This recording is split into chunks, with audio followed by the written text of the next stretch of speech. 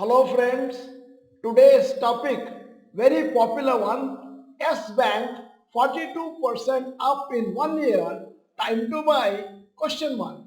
I am Dr. Bharath Chandra. Purpose of the video is service to society and financial education to all. In the stock markets, some companies are very popular among retail investors. Usually such stocks are popular since their price is on the lower side. Hence, retail investors feel that they can buy large quantities of the shares compared to being able to buy only few shares, the stocks with high price. Now there is a list stocks with the highest retail shareholders December 2023. Yes Bank 49.94 lakhs, approximate share price 24. Tata Steel 42.77 lakhs and approximate share price 138. Tata Power 39.79 lakhs and approximate share price 392. Reliance Industries number of retail shareholders 36.11 lakhs and approximate share price 2,931. Suzlon Energy number of retail shareholders 35.11 lakhs, approximate share price 50. Tata Motors number of retail shareholders 35.01 lakhs, approximate share price 892. Vodafone Idea number of retail shareholders 31.23 lakhs, approximate share price 14.4 rupees. HDFC Bank number of retail shareholders 30.14 lakhs, approximate share price 1472. So Yes Bank is a company in which there are maximum number of retail investors currently. There is also high hope from the stock since it crashed from a very high price to current price. This is a fascinating story of an institution which went from zero to hero in few years. Yes Bank, the journey. In 1999, Yes Bank was first started as an NBFC by three Indian bankers, Ashok Kapoor, Hari Krish Singh and Rana Kapoor. They totally held 25% of the company and 75% was held by Rabo Bank of Netherlands. Ashok Kapoor's wife and Rana Kapoor's wife were sisters and so they were part of the same family. Harikrish Singh subsequently was ousted from the company and he sold his stake to the other two founders who continued to run. In 2004, S Bank got RBI license to start banking operations. In 2005, they launched an IPO. Shares were issued at an issue price of rupees 35. Face value was at rupees 10 per share. S Bank grew rapidly over the years, became very popular, especially among corporates. It also received many awards for the Best Bank of the Year from various organizations. In 2008, one of the founders, Ashok Kapoor, was killed in the 2008 Mumbai terrorist attack. Yes Bank shares were added to the Nifty and Sensex in December 2017. Yes Bank had given loans to various people who are not very creditworthy. The bad loans problem was found by RBI in the beginning of 2018. Between 2005 and 2018, share price had gone up from around 40 to around 1,900. The shares were split in September 2017 from face value of rupees 10 to face value of rupees 2. The share price adjusted to around 380 rupees per share. In September 2018, RBI did not give permission for renewal of Rana Kapoor terms as CEO of the bank. This was the start of the downfall of Yes Bank.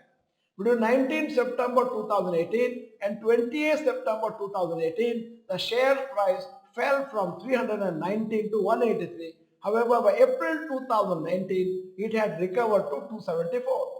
But once again, in April 2019, its quarterly results showed huge NPAs and share price started crashing again. Between April 2019 and August 2019, share price fell from 274 to 32. Due to huge loss because of NPAs, the bank was about to go bankrupt. Large people had deposits in S Bank because they paid 7% interest on saving bank deposits. So it was likely that all depositors would lose their money. In order to avoid this problem, in March 2020, RBI intervened and asked leading banks SBI, HDFC Bank, ICICI Bank, Axis Bank, Kotak Bank, etc. invested in S Bank to say the depositors. These banks invested a total of around 10,000 crores in Yes Bank. Gradually, depositors were allowed to withdraw money from Yes Bank, but the shareholders lost most of the value. RBI's logic was correct since shareholders invest by being aware of the risk, whereas depositors deposit money with the confidence that RBI supervises the health of the banks. Shareholders who held shares before March 2020 were not allowed to sell 75% of their shares for 3 years till March 2023. Later, in July 2020, Yes Bank did an FPO of rupees 15,000 crores to raise funds to survive the NPA problem. Gradually, the public regained confidence in Yes Bank and people started depositing money and using the banking services of Yes Bank. Several cases were filed by ED and CBI against founder Rana Kapoor. He was accused of receiving benefits from big companies such as DHFL, to whom Yes Bank had sanctioned loans. These loans turned into NPAs. Rana Kapoor and family were accused of fraud and misappropriation of funds worth more than rupees 20,000 crores, and he was jailed. After being in jail for more than 3 years, he was granted bail in one of the cases. However, he continues to be in jail since he has not got bail in other cases. Now, Yes Bank yearly financials have a close look. March 2014 net profit 1,611 crores, net NPA 0.05%. March 2015 net profit 1,997, net NPA 0.12%.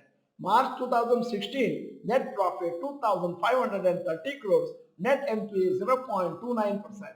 March 2017 net profit 3,340 crores, net NPA 0.81%. March 2018 net profit 4,233 crores, net NPA 0.64%. I told you to have a close look, see how the net NPA is going up, and people who are doing fundamental analysis of any bank must look at the net NPA, because that is where you come to know how much money has been lost by giving the loans and which are the bad loans. Now, year ending March 2019, net profit 1,709, net NPA 1.86%. March 2020, hell broke open, net profit minus 16,433 crores, net NPA 5.03%, which is absolutely unhealthy. March 2021, minus 3,489 crores and net NPA 5.88%. March 2022, net profit 1,064 crores, net NPA 4.53%. March 2023, net profit 736 crores, net NPA 0.83%. Probably now it's on the way to recovery. Yes Bank Company yearly closing prices. 2005, it started with 13.71 and then it went to almost as high as 315 in 2017. I'm talking about the yearly average closing price, and 2023 it lingers at 21.46. Now 10,000 per year from January 2000. Suppose an investor invested rupees 10,000 at the beginning of every year in Yes Bank shares between 2005 to 2024, that is 19.5 years, he would have bought a total of 6,253 shares. Today's approximate share price, rupees 24 per share, total investment 20 into 10,000 is equal to 2 lakh. Total value as of now 6,253 into 24, that is 1,50,072, means the person is under loss even after the SIP. Now rupees 10,000 invested in January 2000 is a lump sum. Returns in January 2005, 19 years, July 2005 rupees 10,000, and the price was 12 at that time. Price adjusted for bonus and split. In February 2024, rupees 20,000, that is 24. CAGR of 3.72% per annum. Returns for different periods. For an investor, 1 year returns 42%, 3-year returns 13%, 5-year returns minus 34% per annum, 10-year returns minus 9% per annum. S Bank graph 2005 to 2024.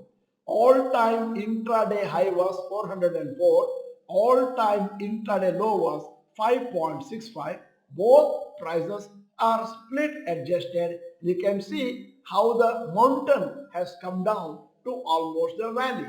That means the S Bank story is a very sad story, and then everybody should understand that it may not reach the earlier glory not so soon. S Bank bonus and split history since year 2005. Action split year 2017, ratio 10 is to 2, after split shares 500, existing shares 100, total 500. Assuming that investor had 100 shares before split. The split was not done. Today's price would have been rupees 120 per share instead of rupees 24.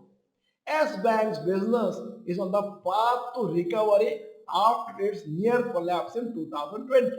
Until 2017 and 18, there was no major warning signals for S Bank shareholders.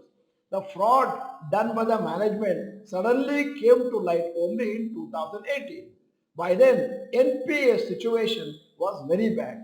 Shareholders could have safeguarded themselves only in two ways. Number one, sell off shares at 20, 30, 40% loss. And the second one, the investors had diversified sufficiently. S Bank would have been a small percentage of the total investment. Hence, the investor can bear the loss if he held onto the stock. At this juncture, it is very appropriate to tell you, in Rohan's portfolio, there are small number of Yes Bank shares when compared to the rest of the stocks, and maybe around 2.5 lakhs out of a huge amount. So, since there is diversification, there was not much loss, and I hope rest of the people have also done the same thing.